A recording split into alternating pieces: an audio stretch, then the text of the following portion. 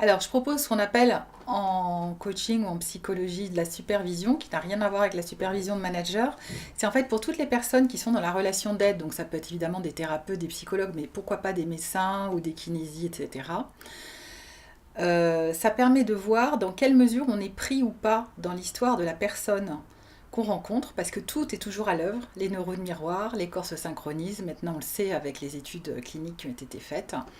Et donc c'est vital de comprendre dans la façon qu'on a d'évaluer la situation professionnelle ou personnelle qu'on nous expose, ce qui relève de la façon dont on est pris ou pas dans l'histoire de l'autre, et ça se fait automatiquement même quand on ne veut pas, et ce qui relève de notre justesse, éventuellement de notre intuition et de notre ancrage.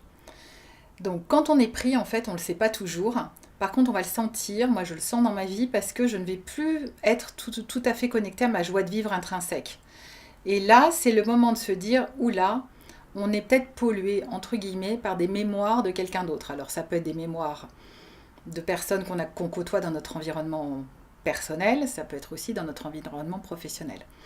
Et quand on est spécifiquement dans la relation d'aide ou dans l'interaction même en tant que manager ou dans la relation service client, c'est vital pour nous de ne pas être dans les projections ou dans les introjections des histoires des autres et d'être juste nous-mêmes pour aider l'autre à être pleinement lui-même.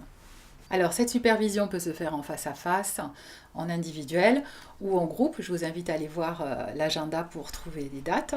Et vous pouvez aussi me contacter pour qu'on constitue un groupe de supervision sur mesure. Ça peut être par rapport à des praticiens hospitaliers, pourquoi pas, ou des managers, ou toujours en termes de supervision énergétique et systémique. Bien sûr, rien à voir avec la supervision de management qui s'apparente au contrôle.